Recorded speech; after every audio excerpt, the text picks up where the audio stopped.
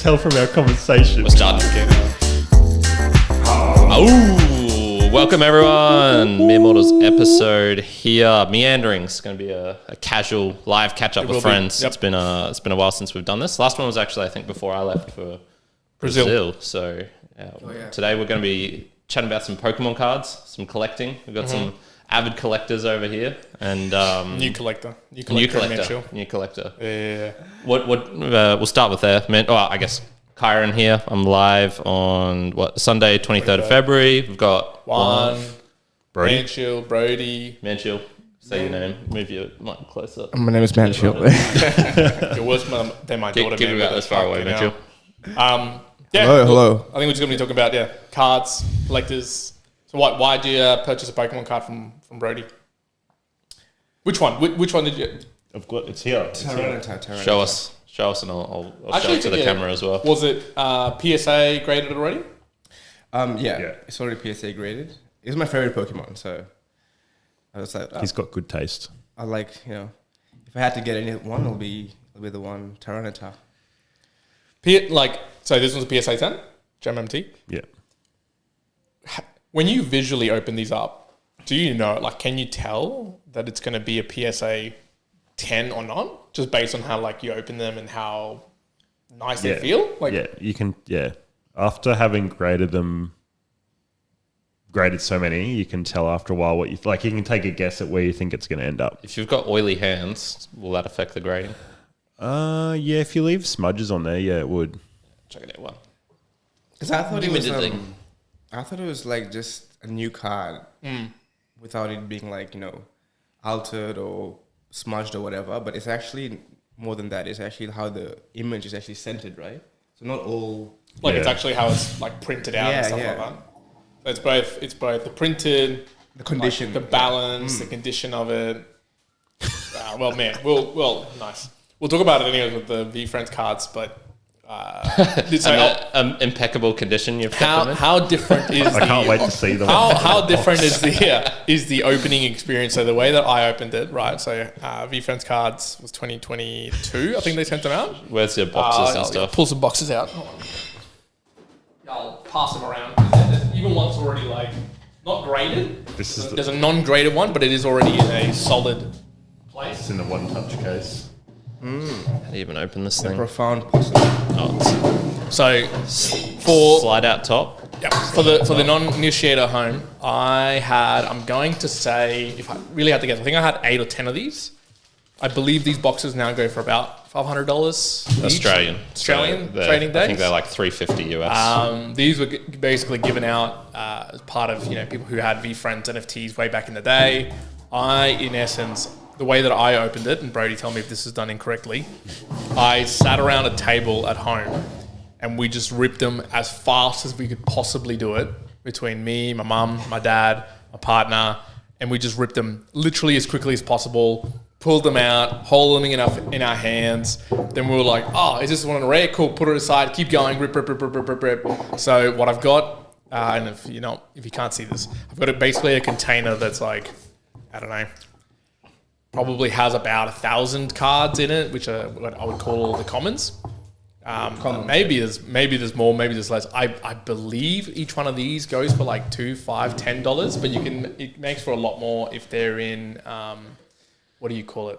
Mint condition? Not mint condition, but if you can do sets as well. So if you do the entire set, then it's a whole lot more. Yeah, that's what I was. And in that grouping, in those ones, is that the rarer ones? I don't even know. There was another. Saw there was another section here. Yeah, I think there was some in there, or it might be in the box still. Okay, cool. And then I've smartly put away in very generally okay sleeves the ones that I think are okay, these are a little bit rarer. But one of the questions I want to get to today is I want to pull the rarest one that I can find in there, and I'll be like, Brodie, what the hell do I do with this? Yeah. How would I actually go and rate it and stuff like that? That's an interesting. First of all, did I open them correctly? Did you have fun? It was fun. It was very fun. It was a lot of fun. It was a lot of fun. Yeah. I didn't record it, but it was a lot of fun just opening them up. As a collector or someone wanting to have fun and the pack opening experience, you did it the right way, I reckon. Yeah, that's the best way to do it around friends or family and just ripping through and trying to pull some good stuff. But in terms of condition and keep in condition probably in the worst way possible. So I brought some sleeves and stuff, and this is actually, I'm glad I brought these now, because this is like a good example of when you open it, like you'd normally put it in the sleeve if it was a good card, like that. So straight away, it's got some sort of protection. And then for when I pre-grade stuff, or for pre-grading, I'll put it into a semi-rigid, so it goes in here like this. And then you'd just have like a box of those in a row, protected like that. Yeah, okay. See, that's more rigid than these more like flimsier ones, which if I'm visually looking at it now, has actually curved. Yeah, so that's a penny sleeve, like that. Yeah. So I put it in that. Yeah, okay. Inside the sleeve. And they'll just due to our climate, they will bend just due to the moisture and stuff in the air. Yeah, okay. There you go. That's not good. Not good. Not good. Not good. We're saying with these ones, it's better for like not bending. Well, I just do it. they can still bend, but it's better than them just sitting in a box like that, where they just go like this.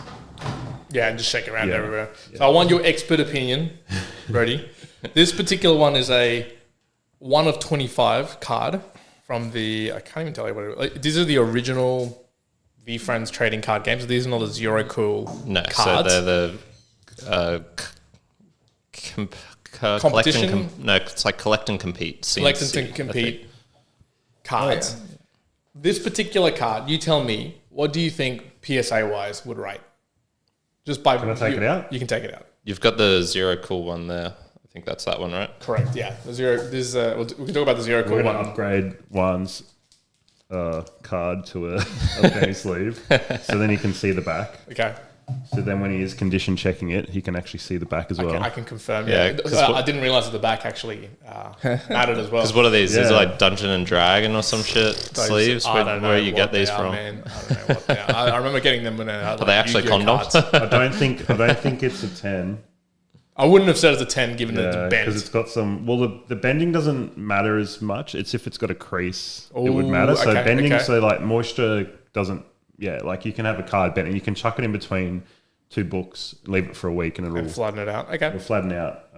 The back's got edge wear on the bottom. The top. See there, Mansheel? Oh, yeah, there you go. Underneath I my finger. have seen that. Yeah, so that sort of stuff you got to look for on edges. Otherwise, it looks pretty good. The centering's pretty good. I'd say like an 8 or a 9. Okay, 8 and a 9. Okay. Yeah. So just for let's send it. Unbelievable. So, and this is what I want to check.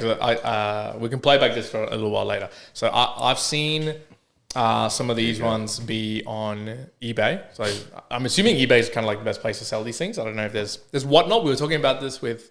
There's an app called Whatnot. Whatnot's in Australia now too. Yeah. I've paid attention to it a couple of times, and it seems cool to participate in. Like there's a lot of hype in there.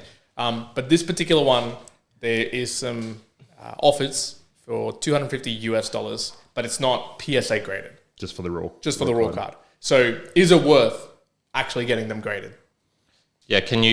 Is there any possible scenario where you get it graded and it loses value because the grading? Yeah, absolutely. So say the card that I'm selling to Mansheel, if that came back a 9, it's probably not worth the paper as much. Like like it's not worth as much. Like there's a real big 10 premium in like getting a card in gem mint condition compared to getting like a 9 or an 8. It's worthwhile looking at what like a PSA 8 to 10 sells for, and that'll give you like a good indication of whether or not you should get it, grade it or resell. If you just want to do it to collect it, well then you grade it and you don't really worry about what it's going to because you want to keep it.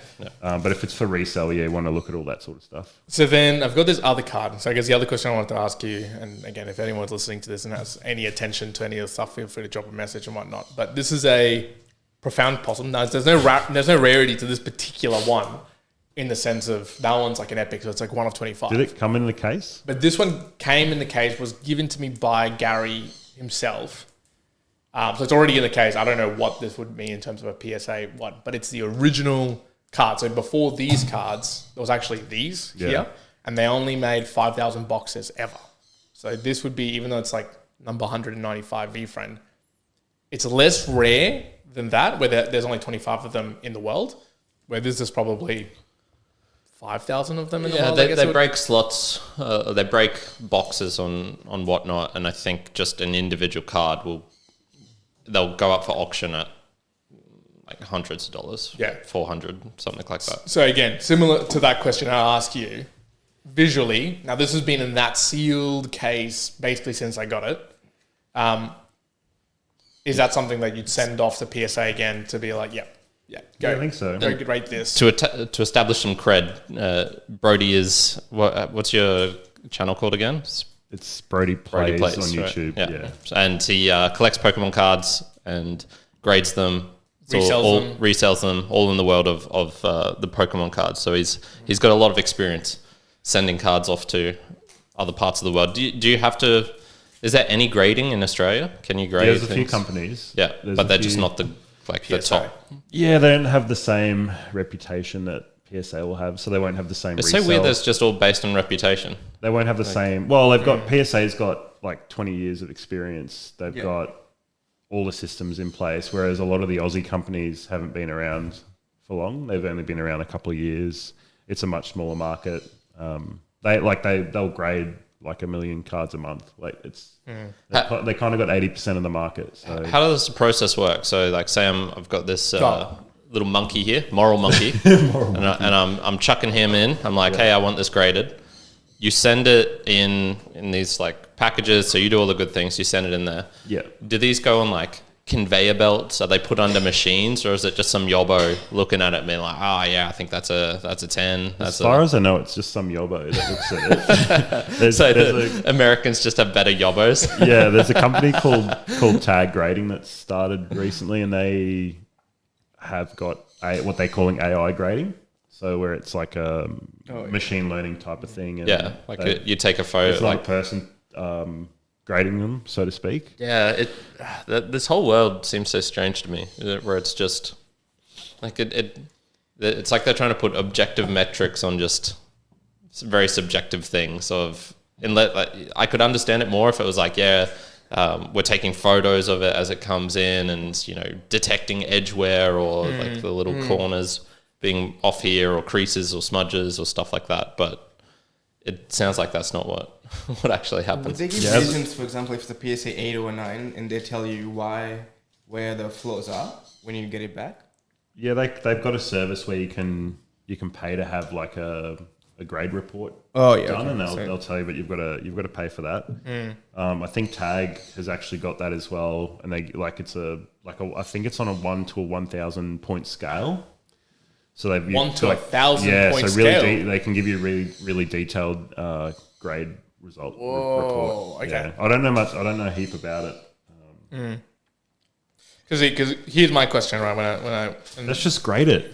Well, this is the thing. That's what I'm talking about. So I basically have, whatever it is, 1,000 plus cards over there, which are basically your basics. And one of the things that I don't understand or don't know is it worth getting all of these basics actually, graded, given that they are commons, and maybe you'd be, if I was to sell them, they're probably more so sold as commons than it is, raw than graded. But then I've got, so from however many it was, 8 boxes or whatever, there's about, what have I got a handful of here? Probably about 15 which were rares, which is like unique out of 500, 3 which are out of 100, and then the 1 that was an out of 25 card. So there's no one of ones or anything like that I pulled out from all of these. But if you were to, or if someone at home had something like this, if you were to recommend it, would you basically say, yep, just send all of them in some sort of like, again, tell me some specifics. How do I... Do you want to resell them? I reckon I'd resell them. Do you want to make money? We're here to make money. We're here to make money. Yeah. Okay, if we're here to make money, I'd see what the raw ones are selling for. I'd see what like a PSA 10 to 8 selling for. I'd pick out the best quality ones and I'd send those depending on what the sales prices are. So if the raw price is like $250 for this, say, and a 10's only like $200, you've got to spend an extra $30 to grade it. Per card? Yeah, about $30 Australian at the moment. So I'll give you. You're better off just selling it raw. Like, so here's some numbers. Don't waste your time sending it. A PSA 10 common. Yeah. Common. Get ready for this, folks. Is $120 USD on average. So that's what, 180 Australian? Yeah. Per one of those commons. That's pretty good. That's for a PSA 10. Yeah. Sorry, sorry. Wait, for a common card? For a common card. So it's 100 Really? for a PSA 10. It's 120. Sorry, I'm reading this off eBay. 120, 155, 120, 120, Are these 150. cells? Yes. Okay. Yep. 120, 125, 249, depending on the specific. If it's a patient panda, 250. Patient pen. Yeah. Wow, that's cool. What's the Karma Kiwi? Repping the merch. Another one. I've got a Phoenix in there, which is a Where'd you get that from? very rare, which is a 1 out of 100. The 1 out of 500 PSA 8 sold for $135 US. US. I'm surprised the grading actually for the commons is that important. So this one, the Phoenix. Correct. Show me it. I want to verify this. Yeah, I've been telling my brother, like, don't trust anything Juan says ever. Definitely. Like, oh, he's looking at making a purchase or something. Until I see you with that purchase, I don't believe that you've actually purchased it. True. So, and I guess this is what what I'm trying to understand from like individuals. Show a result for VeeFriends. What I'm trying to understand is like, what's the reality of, okay, let's just say some of those in those boxes probably aren't going to be PSA 10. Let's be honest. The reality is mostly going to be 7s or 8s at best. Maybe some come back 9. Maybe 1 or 2 of them come back 10. Is it worth me sending $30 times 1,000 cards for $30,000 to get them all graded? Is that How many cards? There's about 1,000 there, Okay. right? So Juan would chuck down 30 grand to get them all. Graded. Is that graded. is that actually worth it? So you'd need what 300 cards and you're selling it like $100. Yep, correct. Based on that, so you'd need 300 of the how many cards? Did you say Of the 1,000 to be PSA 10s. What's the make any chance sort of profit. that? What's that to me seems like a rare thing to come back with. So I think I would definitely not be sending all of the commons. I'd be just trying to do the high rarity stuff first. If it looks like it's okay. Yeah, I wouldn't send, because you want to understand the liquidity. What's the market like for PSA, like for graded VeeFriends? How do you do that? How do you do that? Look how many look how many sales there. Like just check how many sales over the last 3 months. How many sales of a certain card in a grade there's been. But again, how do you do that? Like eBay check sale? Yeah, eBay. Okay. That's where most people sell stuff. It's on eBay. Well, I didn't even know if most people sell VeeFriends on eBay. See, I'm not an expert on VeeFriends, so I can only go off my experience. Mate, how are you not the... I'm not the VeeFriends expert. Yeah. I think the other thing to consider is looking at the pop reports for VeeFriends cards, like the PSA pop report or CGC, and seeing how they grade. Like if they grade like a 50% of these Phoenixes grade a 10, well then there's like already a low PSA 10 rate, 50%. So you might be it might not be worth sending that. So I'll give you... If it's a card that grades 10s like 75% of the time, it's like, okay, well I'm probably going to have a good shot. Let's give someone a clear example. So I've got this Profound Possum again in a sealed case, bloody thing, Top right? loader. One touch case. Feb 22, 2025. So this is a day ago. A similar, just basic one sold for $235 US. Raw. Gem Mint 10. Now, if you looked at this though, does this have a chance of being Mint 10? Given that it's literally not been out of that case forever, is there anything that you can view that looks like there's some... I will say that one touches are not the best thing to put cards in. Okay. Why? Because they can move around inside there. The only thing I can see is right at the front on the bottom right corner. Looks like there's like a little indent on the card. Okay. See down there? You see that? You seen this, man? Do you see that, Mansheel? I'm trying to educate Mansheel. What the hell? So like, I would pull it out. I would pull it out Okay. and check if that's anything. If that is like an indent on the card, they're going to mark you down. Gotcha. But otherwise, the card looks really mint. Okay. It looks good. So then the other thing is there's a few... I'll give you some more examples. Some of the very rares in there. I probably said this last time. I feel like I'm deja vuing right now. Deja vuing. Did you show me this last time on the podcast? I don't know if I did or not. Did we? No, I don't think so. no. I mean, we did talk about Do you think that's the Pokemon dent on cards the last actual time. card, Yeah, or so- Maybe. Well, I don't know. I'd have to pull it out. No, so yeah, the thing is like, so some of these rares here, let's just say just these rares, I'd have to physically get it out and have non-graded, so there's no grading on them. So, they sell between $75 to $150. I would just sell them raw, right? Raw?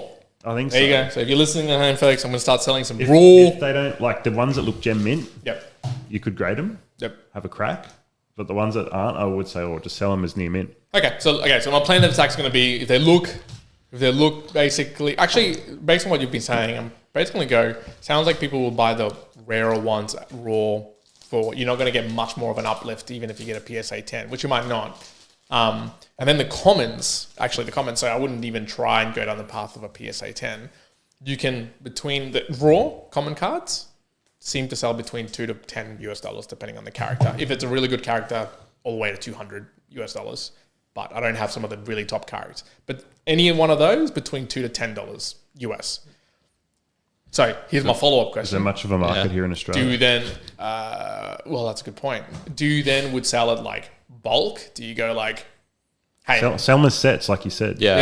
yeah, so like sell like full sets? Okay. I was going to say, my brothers, now, would you actually do any of this one? Like, there's, I can assist in, I This can is the assist thing. in the grading. This is the thing. I don't know if I would personally sit there to be like, yeah. I'm going to go and sell this all. I'll float this by my brother. He's looking for a hustle. He's Okay. looking for a side hustle. He's been looking at sniping meme coins and is like, he joined some of the like live streams. So think of like the live streams. Like meme coin live streams. Yeah, yeah. So he was watching this one. I think it was this cat called Daisy, and this guy was had this podcast, and he's like, "My cat Daisy, like it's paralyzed. We're trying to raise money. There's a GoFundMe," and he's like pointing to a GoFundMe that's months old and hasn't fully got up to its desired level. And Prentice, my brother's watching this live. And this guy's doing this podcast, and then it gets to like a couple of $1,000, his meme coin, which is his alternative way of GoFunding this cat. Mm-hmm. String cuts out, liquidity drained instantly, and he was just going like, "Oh, that was so gross." And he reckons this guy does this every day. Okay. That was his feeling. Like this guy just hustles every day. He probably made like a couple of $100 from it on that one thing. Damn. And then he'll do it again, and probably like same playbook, same exact thing. Yeah, that's a bit shitty. And so he's just like, I don't want anything to do with this world. This seems gross, and you have to be stodgy to do this. Yeah, okay. So he might be interested in sorting through 1,000 cards to find some gems and doing that sort of thing. So the top back of that, the top of the back, like the edging on the back, top of the back. See Oh, it? yeah, I can see it. Yeah, so that wouldn't be a PSA 10. So that one I'd sell raw. Yep. Okay.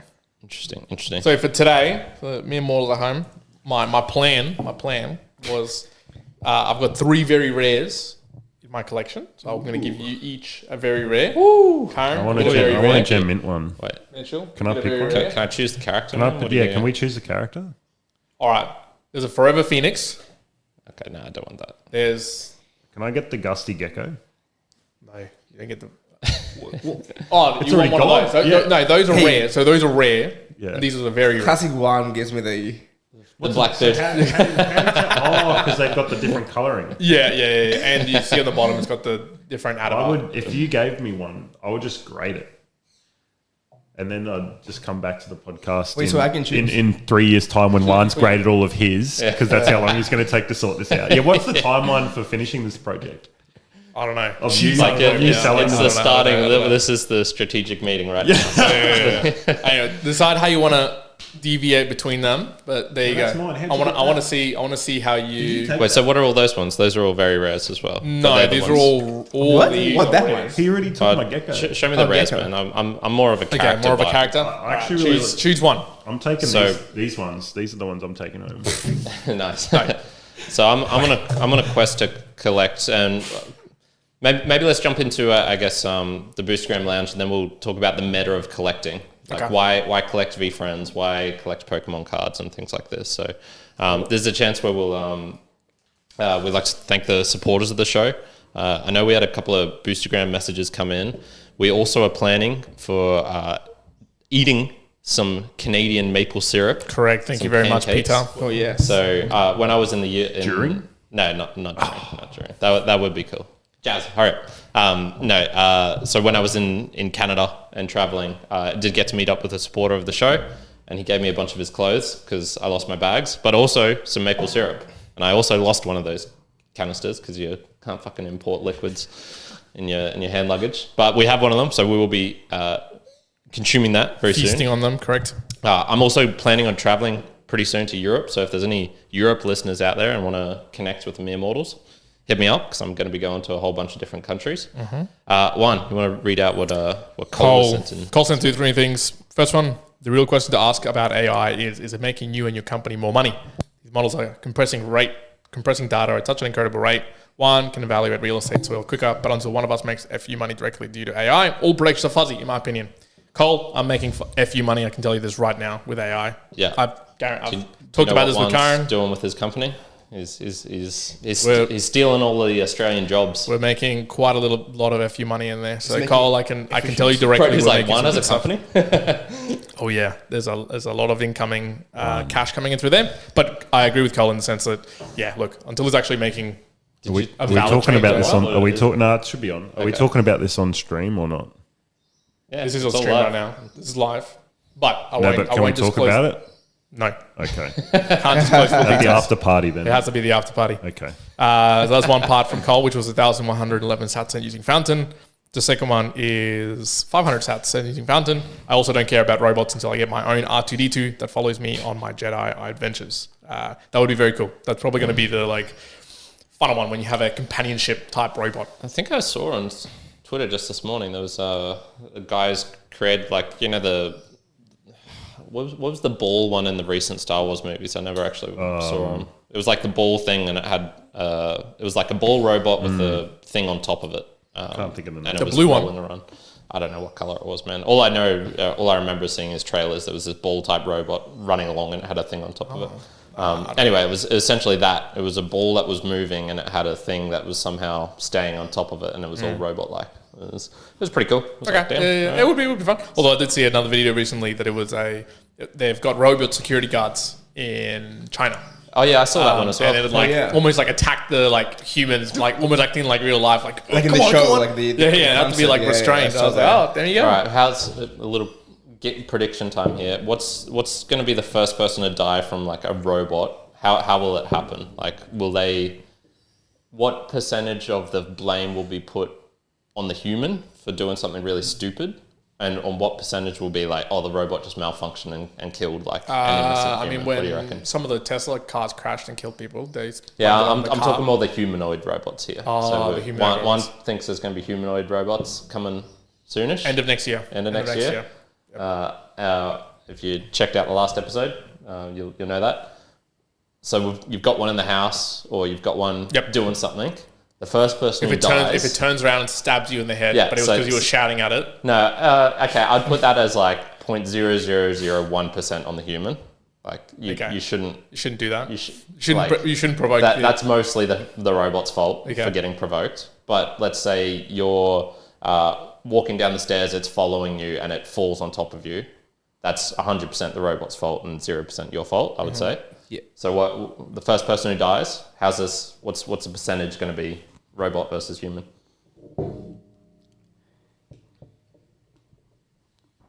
Stunned silence.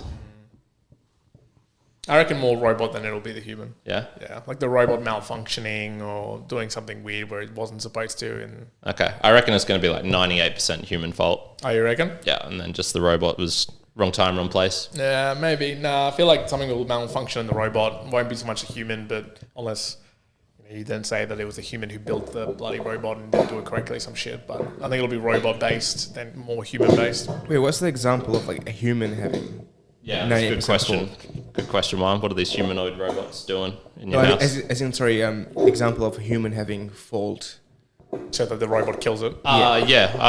So that would probably be something like you're drunk, you're on your driveway, and you're playing catch with the robot, and it's slippery. Or you're trying to play football and get it to Oh, here's a good one. You've seen how people like will hit golf balls off of other people's heads. Yeah. So something like that. All the time. Happens all the time. They'll have like a tea in their mouth. They've got the robot with the golf club above them. They're like, oh yeah, do a perfect swing. And then the robot just like miscalculates. But that'd be the robot's fault. No, I'm putting that on human. Like if you're trying to get your robot to do that, that's natural selection. What if you've got a robot as a security guard at the club? You're going in. The club. You start swinging, hitting people. So the robot king hits you and kills the person. Whose fault was that? Well, which person are they killing? They kill the one who came in fighting everyone. Is it the robot's fault? Is it the human's fault? That's mostly human. That's mostly human fault, I'd say. Wait. I don't know. Yeah, I would say that's the robot's fault. That's on the robot. The robot. If the robot did the king hit. Yeah. Nah, but it's trying to respond to a very violent not in a good situation. enough way. Yeah. Not in a good Obviously, enough way. but there's some blame. Oh, I don't know. What do you think, Cole? Tell us, mate. Yeah, or Mochas in the chat as well. Who's got this right? The one who's bald or the one with hair? The people with hair. You let me know. Sure, very good. Okay, let's jump into collecting. And why would someone want to collect in the first place? By the way, as we're going through this and we're talking collecting, I want you go through that box because I mean you can take whichever character you want from now on as well. Because at the same time, my question was going to be from a collecting perspective: is it find the most valuable, resellable piece, or is it hey actually go and get the ones that appeals to you most as a character, and then maybe if you're going to resell it, do so, but if not, then it just becomes a keepsake, I guess. Good question. Yeah, I'll bring actually something up to make my point as you guys are talking. What do you got? Charizard? Charizard? Charizard? Imagine if I have. It's a collector's thing, but it's not a card. Well, yeah, I'm fucking diverting conversation. Brodie, what is the fascination with collecting? When did it start for you, and why Pokemon? And do you have any other things that you collect? So obviously, like Pokemon came out in English 1999. So we got base set followed by Fossil Jungle that's and all the that. Cards So that's the card. Sorry, yeah, the trading card game came out in 1999 in English. It was originally released in 1996 in Japanese. So I was 7 or 8, I think, at the time. And I think if you guys remember, Pokemon took off. It was pretty crazy. Yep. It was like that was one of the most. My dad showed me this journal he kept, and it was just like notes and observations of myself and my brother. And he was like, oh, "Man, the stupid kid keeps like wasting all this money on That's what he Pokemon." journaled. Yeah, Yep. and he's like on these fucking like cardboard, like he's wasting this money on cardboard, but it brings him a lot of joy. So it's like it's okay, I guess. Yeah, so it was probably so it's nostalgic now for me to collect cards, but yeah, it all stemmed from that back then. I don't collect anything else. I don't think I collect anything else. Only memories. So deep. So deep. But yeah, it stemmed from that. I don't collect anything else now. And I would say, based on Juan's question about what do I collect, what do I keep in that? So I'm currently trying to collect a set of cards in PSA 10 from a recent era of Pokemon, so a recent generation. And so I'll buy other cards to resell, and typically like the cards I'm going to buy are stuff that people like a Tyranitar, that you can find someone whose favorite card is Tyranitar. So at the same time as trying to collect the ones that I want to collect, I'm also trying to collect one or buy ones that people are interested in. So like, your Charizard, your Gengar, your Lugia, all those popular ones, so that I can resell that and then keep collecting for free, like at a cost neutral sort of basis. Sure. Yeah. What is the percentage of people who you think are doing it for the money versus doing, like, the whole value of this is based on some people just want some things, right? That's the whole reason. So because you can't just keep buying and selling between tons of people, because eventually that'll just like run out of steam, right? So there's got to be someone where the card lands and they're like, I paid $100 for this thing or whatever, and I just want to keep it for my own sake. Looking at you, Mansheel. Yeah. So how much of the proportion of buying and selling do you think is people trying to flip stuff versus oh, I really like this thing and I just want it for my own collection, for my own. Yeah, when I first started, I'd say it was far less. Like now, there's heaps of people running little TCG. That's trading card game, by the way. TCGs like stores, eBay stores, like little side hustles, and then there's people who have created quite large businesses, whether it be through like having an eBay store or like a whatnot pack opening thing. There's lots of people doing different sort of stuff in this space at a much larger scale and probably more broadly than when I first started doing it. Yeah, it's quite. I would say it's more competitive now for like the everyday person to like grade and flip cards like I do. Yeah. Is your ultimate goal with the stuff that you have collected? So you're cost neutral, but you're accumulating like this own stack of your own. Yeah, that's right. What's the ultimate goal with those? You're gonna collect them until you die, pass them on. Take them to my grave, baby. Wealth. Take them to my grave, baby. Yeah. Man, would you, or would you pass them on to someone? Would you sell them at some day for the right price if there was like a big run up? There's been a big run up in the last 3 or so months. That's why we have new collectors coming into it, like Mansheel. Yep. Always pointing back to Mansheel. But it's a really good example. Mansheel always buying at the top. It's a really good example of like, it's a good example that he's here as well, is that like people have started collecting when that new Pokemon Pocket app came out. That got a lot of people, I think, into it as well. Well, you're looking at the man right here who bought at the top of Unicorn Fart Dust. So if that doesn't tell you anything from a meme perspective and what he's buying... Bullshit. So what's actually a really good question is like, Mansheel, what made you, like how did you get, like how did Pokemon in the last 3 months kind of raise its head and go, oh, Mansheel, I'm ready. Time is now. Well, I've always been into Pokemon. Like when I was younger, I used to have cards. I used to play the games. So I think just people exposure to it in social media and stuff, and you know, you having a bloody whole business around it and stuff. So I was like, oh, cool. It might be good to... Not a business. Not for profit. Not for profit organisation. Charity. Yeah, but like what was the key things in the last 3 months that have made you go, oh, like I want to open Pokemon, or I want to buy that graded card? What is like, has there been some significant event? Because I know when I got back into it, there was like significant things that happened that made me go, shit, like I want to open some Pokemon. I want to start collecting Pokemon. I know what it is. So he bought Unicorn Fart Dust. It went up. I have no idea what that is. Yeah, it's a meme, stupid meme coin that's definitely going to go to zero. And he saw some like unrealized gains and he's like, I'm fucking rich. Time to invest this in drop it into Pokemon. Yeah, pivot it into more secure assets. Yes. Well, I did diversify my portfolio. But what was like the significant, like what was the thing that made you go like, I want to, Pokemon. Surely there was something. There must have been something. To be honest, I don't know exactly the pinpoint event, but I've always wanted to have like, you know, good Pokemon cards. Did you collect them in Fiji? Yeah, when I was younger. Yeah. I had lots of them, and I chucked. I gave it away to smaller cousins and kids. So if I had retained them, I remember doing that. But I think, I was like, you know, you're a trustworthy person in terms of rating Pokemon cards and stuff. So I was like, maybe. I remember specifically when I left Colombia, we gave away all the Pokemon cards I had, and I had a Blastoise first edition and a Venusaur first edition. I remember just giving them all away. Yeah. I had like the typical like folder, folder with all your cards. Yeah. I remember those two specifically being first edition, and I was just like, oh well, whatever, I'll just leave them all. So I don't even know what mum and dad what the hell. Did you have? You had them? Yeah, I had tons. I used to collect Pogs as well. If you remember those. I was playing them in primary school. Just the circular things, and you like smack them down, and you got to flip them over. Are they the same thing as Tazos? Yeah, similar. Okay. Similar. And I have no idea what happened to all of those things because I collected them, but I used them as well. The Pokemon cards, I don't ever remember playing with them, like the actual game. But I do remember I collected a lot. I had the big folder out sheet as well.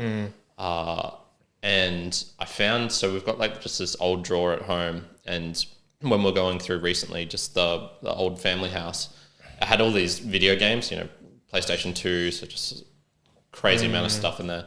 And I just found this stack of Pokemon cards, moldy, destroyed essentially. And none of them were good ones. And I was like, where did all the others go? Like I just have no recollection of what happened to them. Yeah. So they could have got thrown out. They could have, but I had some good ones as well. I Yeah, had so I was gonna say a nice Machamp. the meta of collecting. So edition. this is the thing I wanted to bring up. I'll let Brodie and Mansheel open this up. So this is another collectible I do have from a VeeFriends perspective. The only way you could have this is if you went to the very first VCon convention. The one which you went to in the basically- US. Correct. You only had to have a ticket. So technically, it's only 5,000 of them, if that.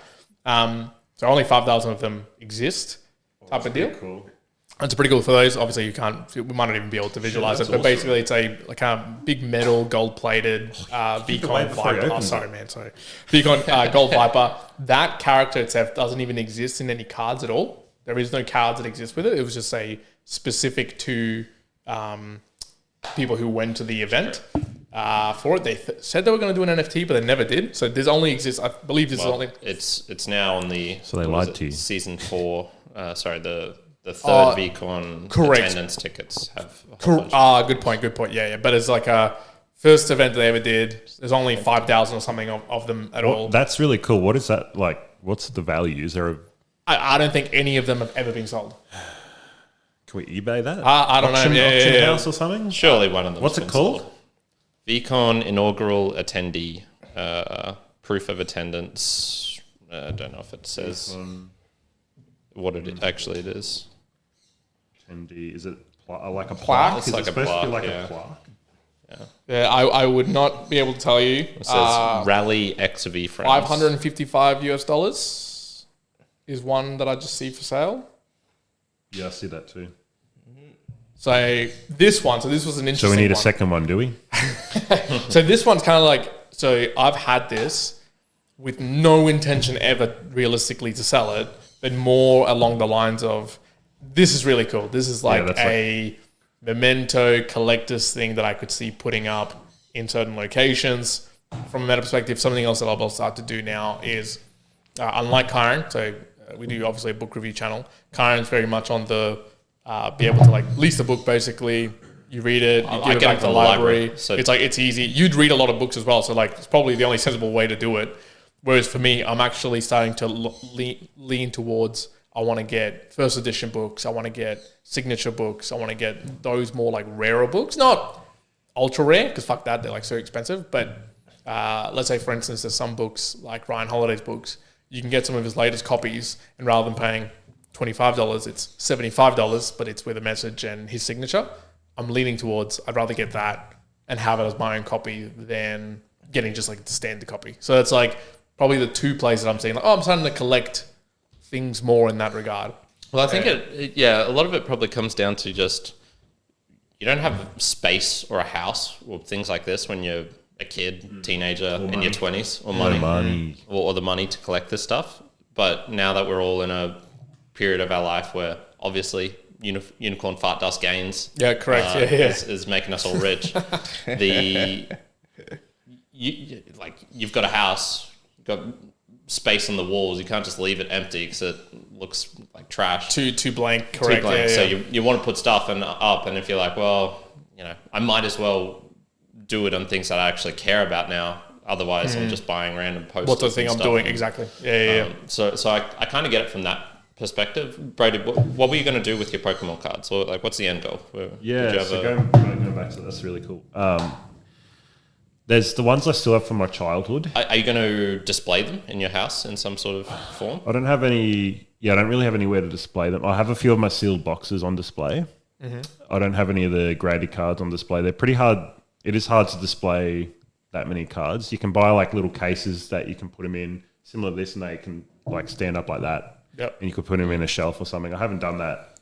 Did you use them as wallpaper on your wall?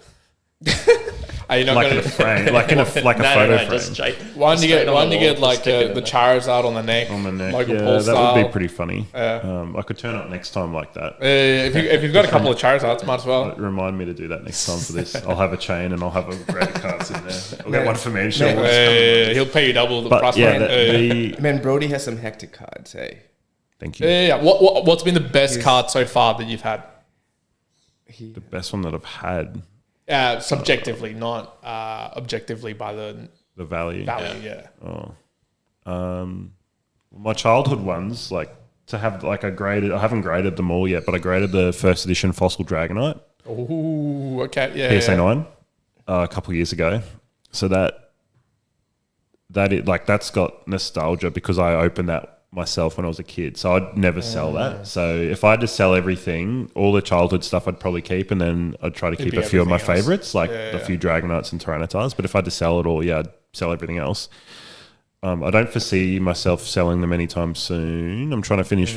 There's 75 in this one set I'm trying to complete. Would you then sell the set? I guess for the right price, you'd probably sell it. Is this the EVs? The Alt-Art set. Yeah, those are in there. Yeah. So I'd probably sell it for the right price, but I want to finish that set first.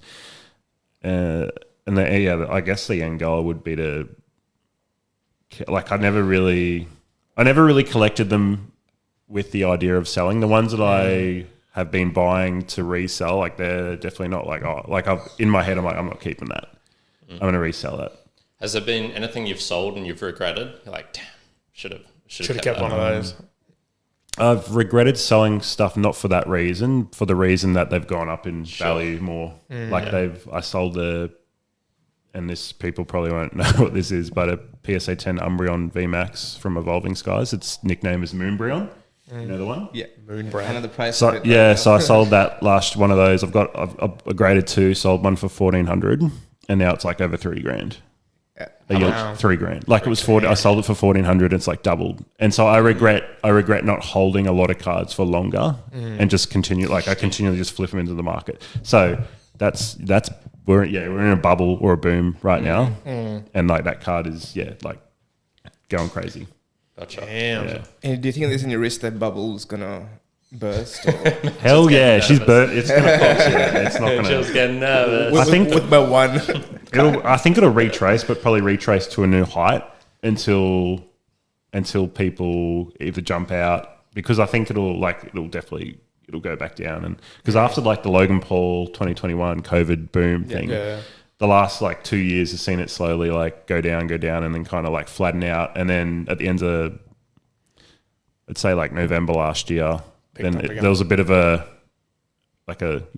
something was going on, and then like this year it's just been crazy. What drives these things? Is it Pokemon, the brand, gaining more manipulation, price go up so people get more interested? Price go up because price go up. Yeah. Because this whole VeeFriends thing. So VeeFriends is Gary Vaynerchuk's intellectual property. His play it, what he calls like the Marvel Pokemon. He's trying to create a brand like that, and it's interesting watching him trying to do it. It's hard to tell, like, is it working or not? Obviously we're here on a stream, we've got things up, so we're doing our part, I guess, in that it's captured some sort of attention for us. Me, for example, I kind of like it because there's things I can connect with. So, for example, I've got my Karma Kiwi shirt on because I'm half Kiwi. And there's a whole bunch of Australian characters in here, and that was why I was asking Juan, because I was like, I saw a courageous cockatoo in here. Cockatoos are native to Australia. I wouldn't mind one of them. So that's kind of why that is my literal reason for collecting them. It's like I like Aussie animals. Yeah. I just wonder, like, how can you tell if a brand is doing well or not, and is that reflective in price, for example? So the Pokemon brand is doing well, therefore Pokemon cards rise in price because you can collect them and they're scarce and things like that, or is it like markets just can develop and then the brand gets recognition? I don't know. What's the rarity? I guess, Brodie, is probably a better question. So that Umbreon you were showing us around then. Is there like a scarcity to them? Like there only like 10 exist, or there could be unlimited of them that exist? So we're living in this timeline now where like the populations are quite high compared in context to, say, the original base set Charizard, which is like PSA 10 of the first edition's 120, whereas Umbreon's probably like 15,000 PSA 10s. Gotcha. Okay. Fuck. Okay. But, that's a lot. but the market is big enough that it's buying that up and continues to see it go up in price. And if you had a thought about, like last year, the last thing I thought was the Umbreon was going to double in price in a year. I was like, I've got to sell this thing straight away. This is going to last. Like, it's not going to be this good forever. And so I sold it off at 1,400. So that card is probably in the set that it comes out of, it's the highest rarity amongst like another 15 cards. It's the highest rarity. So it is hard to pull, and you could go through thousands and thousands of packs to get it. So it is hard to get, but in terms of like PSA population, there's quite a lot of them graded. So it looks like when you look at it, you go, holy shit, 15,000 compared to say 120 of the original Charizard. It's like, oh, this isn't rare at all. Yeah. It's hard to pull though. It's hard to get. And I guess this is interesting. So like an overall meta of it is that regardless of the asset that you're looking at, you've got. Because like how do you go on, like say with VeeFriends, it's only been around for a couple of years, to know what's going to be the demand in 20 years versus the capacity that there is available. If they were printing these, and I think these ones in particular, they kind of just, there's no limit to them. There is a limit to the Rarity ones, but I don't know whether these ones have a particular limit of how many. Maybe they do. Maybe there's a limit to them. I thought there was, but it was a lot. But it was huge. Yeah. So like if there's a lot of them, then even if the demand goes high, it'd have to be as big as a Pokemon or beyond to get to the levels that you need based on its capacity. However, if you were to take any chances, what it sort of screams out to me is go for as rare as you possibly can, because even if the demand is low, the capacity to fulfill that demand is also going to be very low. So if I had a card that was a 1 of 1, which there's however many 1 of 1s there are for the VeeFriends, regardless of how they're going to go in 5 or 10 years, it's probably going to be your best bet in terms of, even if they don't do that great, well, it's a very low capacity that only exists at 1. So you're probably going to find some demand, somebody out there to buy it for a relevant price. Versus if I kept one of these ones and I was like, oh yeah, I'm going to bet the farm on 10,000 basics, and maybe the demand being like, well, no one's going to buy them. So yeah, I totally agree, because you need like continuous interest to keep the price at a, like even at a level, like keep it level if not going up. And so, yeah, if the price starts to wane and people lose interest, it's the stuff that's going to be the more scarce and rarer. That's going to be. This happens in cars as well a lot of the time. So if you look at the like top, like your supercar type of levels, where it's your Lambos or Ferraris or whatever, a lot of the basic models or just above basic models over the last like 10, 20 years, they've all kind of deteriorated. AKA, you can buy them for less than what they cost originally. Right? Oh, really? Like a Lamborghini Gallardo, it's at base cost or even lower. But once you go to the very top end or the higher quality models, because there's more scarcity to them, you can only get, generally when they get out these cars, it's like there's only 1 of 700 available and it's already sold to all its customers. You basically cannot purchase this car. So once you've got those cars, they almost immediately increase in value, or you can sell them for more. So kind of see it as, hey, maybe the demand's fairly low for these cars, but because the availability of the asset, just like in general, is very limited, then you're going to just get this price pump no matter what, even if the demand's quite low. So like for me, if this or something new, like a new Pokemon competitor came up, I'd be like, my aim would be like, if I'm really grabbing it for resellability, I'd be like, well, just get the rarest thing you could possibly get. And that's probably going to be your best bet. It won't be your optimal, make the most amount of money overall, because if it becomes gigantic, then you could have bought so many of the basics and then make a much higher multiple. But to be like more risk averse, I guess, more heavy rarity of it, the better you're going to get in terms of being able to resell it.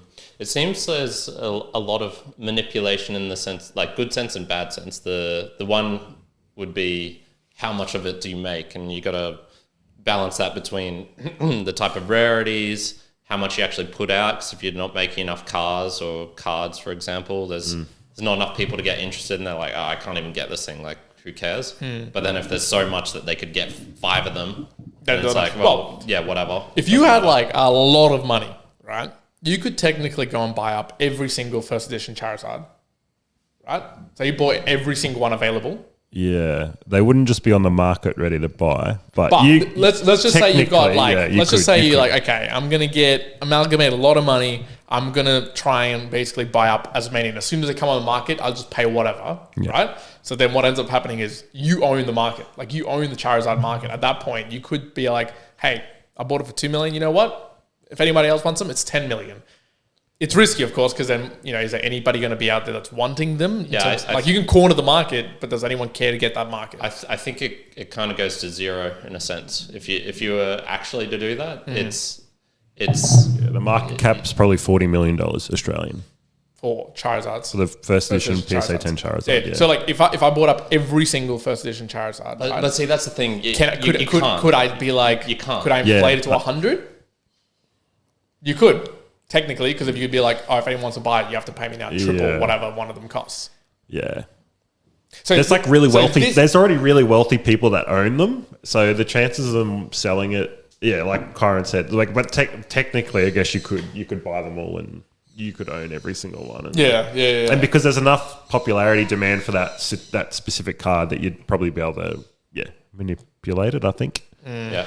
What about the other stuff? Like, I think I remember there was a guy working on the factory floor of Pokemon or something, and he was nicking cards that were the really good ones, like straight off of the floor, and then just doing like reselling them onwards in a really dumb way where it was obvious, like, okay, this guy's actually just stealing shit. How much manipulation do you think there is of just like prices of cards, of people, I don't know, doing scammy, fraudy stuff, even just like sending cards in to like, if you had a dude at PSA, could you get him to like see your cards and grade them up? Do you reckon there's any much of that going on? Because all of this seems so, it's kind of like the art market. Yeah, I think there's like the more money that gets involved, the more like fraud and just dodgy stuff you see. Sure, Especially like every time, like even it's like anything, I guess.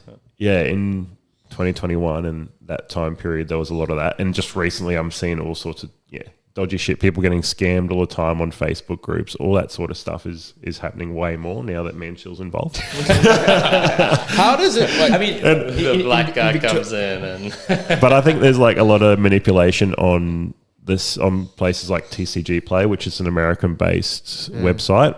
It's sort of like it's owned by eBay, I'm pretty sure, but it works like an eBay, and they have price charting on there, and people will buy out like one specific card. And there's an example recently of this Drowsy card that's in one of the newer sets that was like 15 USD, and now it's at 19 USD basically overnight. So I think someone's just bought it out, because cards don't just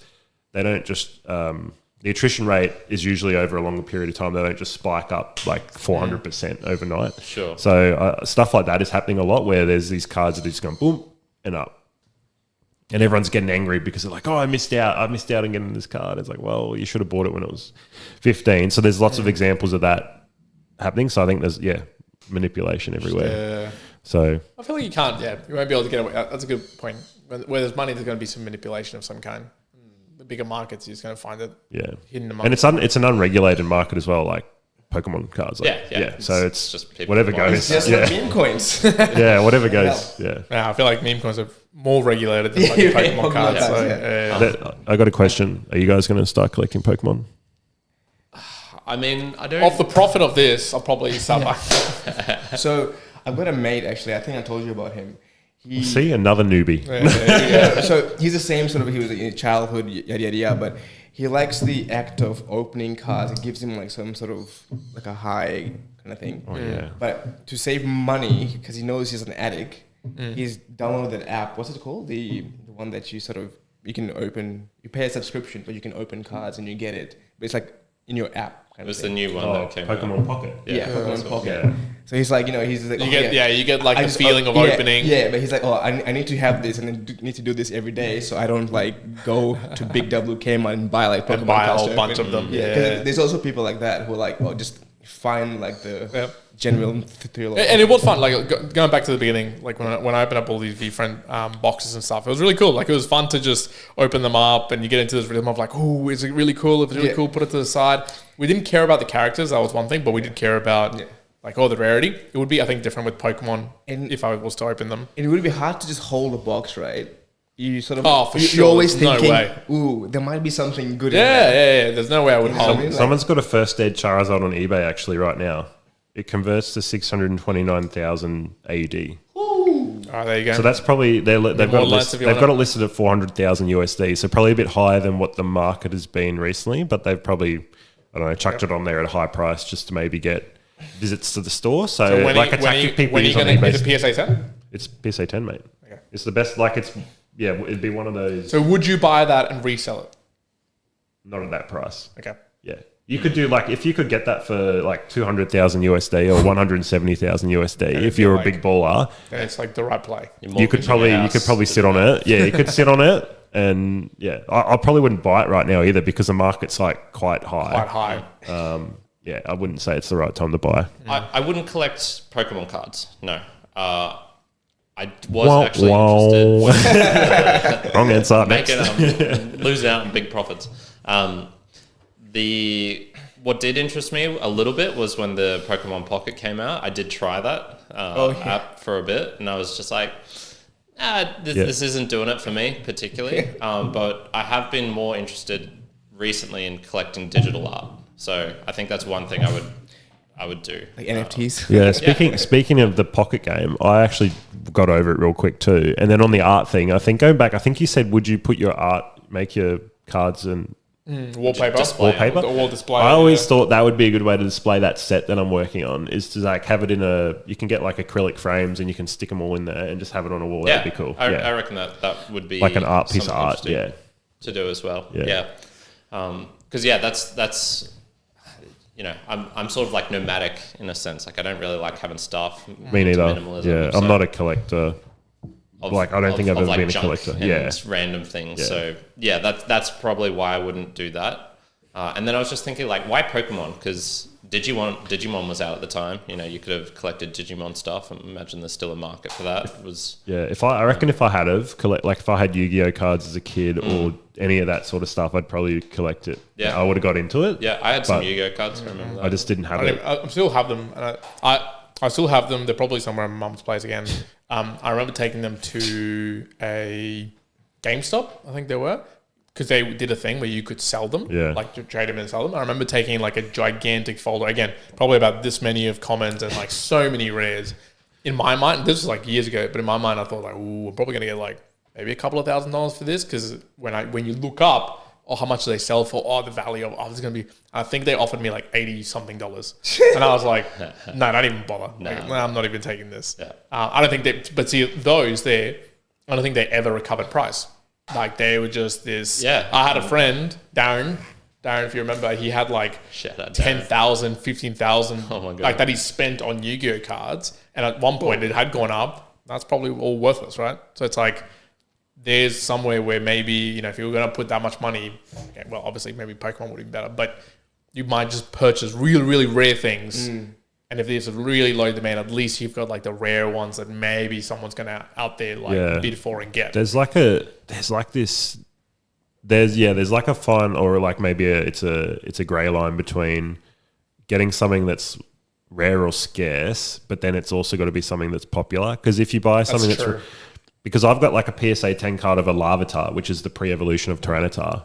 It's a pop one. Like it's literally the only one in a PSA 10 in the world that's been graded by PSA, but no one wants that. Damn. Like it's only because I'm like it's only because I'm a Larvitar collector that you're like, that I'm like, oh, that's sick. Like, yeah.